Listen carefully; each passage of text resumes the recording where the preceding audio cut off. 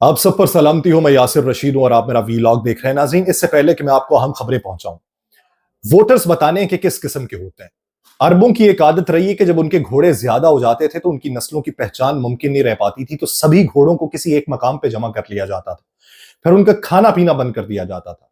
शदीद किस्म की उनके ऊपर मारपीट की जाती थी और मारपीट के बाद फिर घोड़ों के लिए खाना पीना लाया जाता था।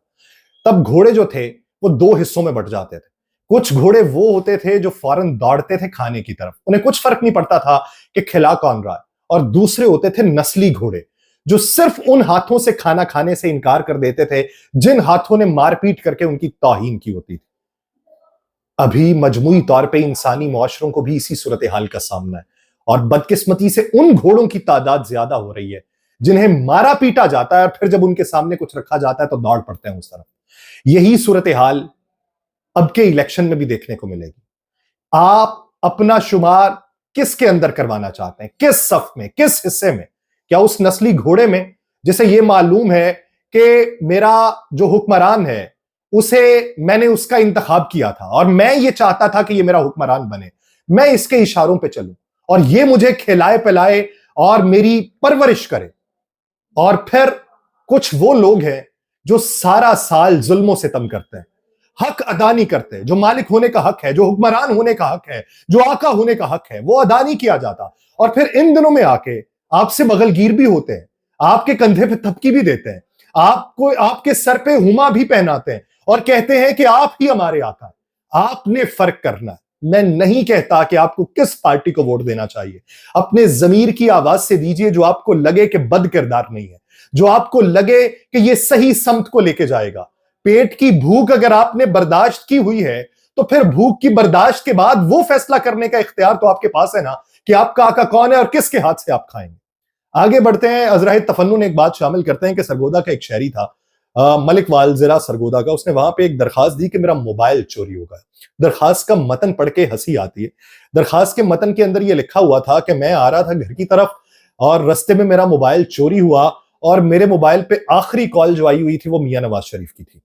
ये बाकायदा उस दरखास्त के मतन के अंदर लिखा हुआ है। अब इसको सोशल मीडिया के ऊपर जितनी पजीराई मिल रही है और जितने इसके ऊपर जुमले कसे जा रहे हैं उनके ऊपर तो मैं नहीं जाऊंगा, लेकिन ऐसी चीजों के बाद जब अजरह तफन्नुन और भी बातें होती हैं कि मियां साहब की तुम्हें कॉल आई थी, हाँ जी आई थी, क्या आई थी? मांग रहे थे। क्या मांग रहे थे? वोट मांग रहे थे। लोग कहते हैं जी आदत नहीं जा रही अभी तक। लेकिन इससे हटके जो हम खबरें, हल्का पीपी 32 है, पाकिस्तान आजाद उम्मीदवार वहां से परवेज इलाही साहब हैं जो पाकिस्तान तहरीक इंसाफ के सदर भी हैं, लेकिन जो बैलेट पेपर्स मिले हैं ना वहां पे सुमेरा इलाही चौहान का नाम लिखा गया और उनके हैंडबैग का निशान अलॉट किया गया, जबकि निशान मोर है और वो पीपी 34 की उम्मीदवार है। परवेज इलाही साहब का फैसला बाद में हुआ था और जब बाद में उनका फैसला हुआ है तो बैलेट पेपर्स की छपाई भी दोबारा करने का हुक्म जारी किया गया था। लेकिन ये कल रात की बात है कि प्रिजाइडिंग ऑफिसर्स को जो बैलेट पेपर मौसूल हुए हैं उन बैलेट पेपर्स के ऊपर उनका नाम मौजूद नहीं है। फिर इसके अलावा NH 64 गुजरात है, वहां से कैसरा इलाही जो उनकी अहलिया है परवेज इलाही साहब की, उनका निशान मोर है, लेकिन उस दस्तावेज के अंदर उनका नाम और निशान भी शामिल नहीं है। कैसरा इलाही तो उनसे पहले मौजूद थी वहां पे, लेकिन उनका नाम भी उस बैलेट पेपर के अंदर मौजूद नहीं है। तो ये इबाम क्यों अभी तक मौजूद है कि जिनका फैसला हो चुका था, जिनके लिए हुक्मनामा जारी हो चुका था, उनके नाम अभी भी या उनके निशान अभी भी मेंशन नहीं किए हुए। इस उम्मीद के साथ कि ये जो लूप होल्स हैं, ये जो सुकम बाकी हैं, ये सुकम दूर कर लिए जाएंगे और फिर इसी की बुनियाद के ऊपर आगे बैलेट पेपर्स जो हैं वो वोटर को मिलेगा और वोटर को यह मालूम होगा कि यहां से उम्मीदवार कौन सा है। अब मुल्क के तूल अर्ज में अगर बातें की जाए इस वक्त जलसों की, तो पाकिस्तान मुस्लिम लीग नून के गुज़श्ता सारे जलसे देख लें, उन सारे जलसों में उनकी पजीराई देख लें तो आपको 100 में से 10 नंबर मुश्किल आप दे सकते हैं। लेकिन कल का जलसा जो मरियम नवाज साहिबा ने मरी में किया और आज का जलसा जो खुटिया में कसूर में हुआ, इसमें कदरे तादाद बेहतर थी। लेकिन क्या यह फैसला कर सकती है कि पाकिस्तान मुस्लिम लीग नून की मकबूलियत बढ़ चुकी है? तो 2 दिन बाकी है। उधर बुशरा बीबी ने सब जेल बनी गाला से अडियाला जेल मुंतकली की दरखास्त इस्लामाबाद हाईकोर्ट में दायर कर दी है और बनी गाला को सब जेल करार देने का इंतजामिया का 31 जनवरी का नोटिफिकेशन कलअदम करार देने की इस्तदा की है। दरखास्त में यह मौकिफ इख्तियार किया है कि किसी भी आम कैदी की तरह सजा जो है वो अडियाला जेल में पूरी करना चाहती हूं और तमाम शहरी कानून की नजर में बराबर है। दूसरे सियासी वर्कर्स जेलों में आम कैदियों के साथ हैं। बनी गाला सब जेल में मुंतकली मसावी हुकूक के मुनाफी है।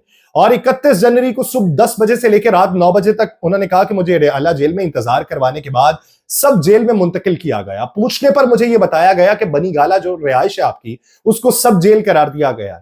तो उन्होंने उसमें इस्तदा की है कि चीफ कमिश्नर ऑफिस इस्लामाबाद का 31 जनवरी का नोटिफिकेशन कलअदम करार दिया जाए। बहुत सारे लोग इसे पॉलिटिकल स्टंट करार दे रहे हैं, लेकिन मैं इस बात का ख्वाहिशमंद हूं कि कम से कम पॉलिटिकल स्टंट के लिए कुछ कर लिया करें।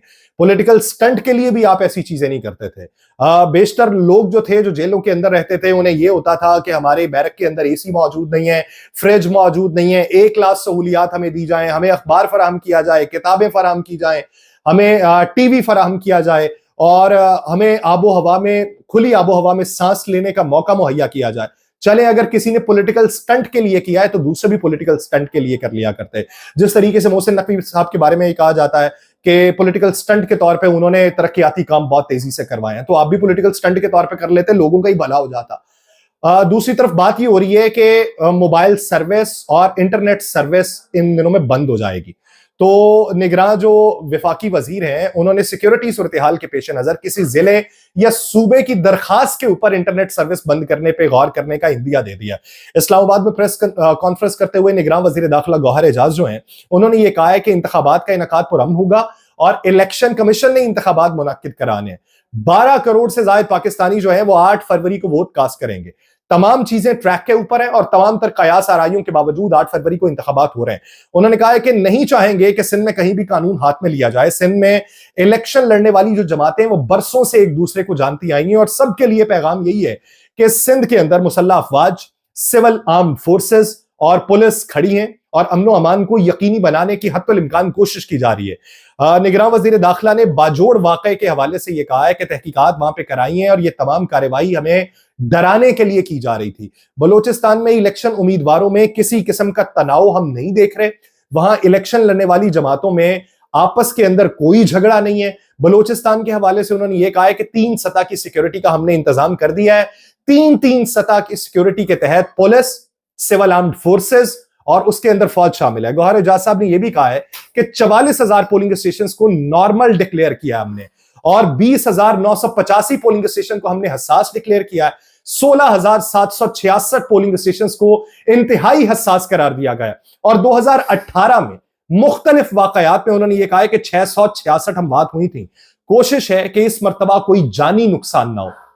उन्होंने यह भी कहा कि 3 सतह में सिक्योरिटी फराहम की जाएगी। 90,777 पोलिंग स्टेशन जो हैं वो मुल्क भर के अंदर हैं और हर पोलिंग स्टेशन पे कम से कम 7 से 8 कानून नाफिज करने वाले अफराद जो हैं वो तैनात होंगे। इंतखाबात में 3 लेवल पर सिक्योरिटी लगाई जा रही है। पाक फौज के दस्ते जो हैं वो क्विक रिस्पांस फोर्स के तौर पे तैनात होंगे, यानी जहां पे जरूरत होगी वहां पे भेजे जाएंगे। निगरान वजीर दाखिला ने यह भी कहा कि केपी के अंदर लोग निकले और हक राय दही इस्तेमाल करें। हम नहीं चाहेंगे कि ऐसा माहौल पैदा हो कि लोग वोट ना डाल सकें।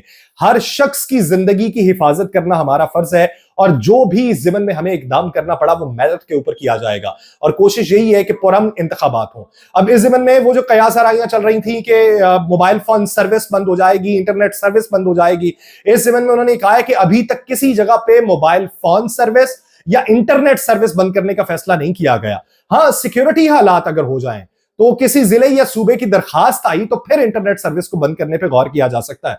निगरान वजीर इत्तलात मुर्तजा सोलंकी भी वहां पर मौजूद थे, तो उन्होंने इलेक्शन के बारे में कहा कि बहुत सी कयास आराइयां थी लेकिन कयास आराइयों के बावजूद इलेक्शन हो रहे हैं। वो लोग जो तर्जुमान पीटीए के हवाले से या मुख्तलिफ लोगों के हवाले से खबरें फैला रहे हैं कि उन्होंने इतला दे दी है कि 7 से 9 फरवरी तक इंटरनेट सर्विस बंद होगी, तो इसमें कोई अभी फिल वक्त कोई हकीकत नहीं है, क्योंकि विफाकी वजीर ये कह रहे हैं कि अगर जरूरत पड़ी तो जो दरखास्त देगा वहां का पता चल जाएगा कि वहां की सूरत हाल क्या है।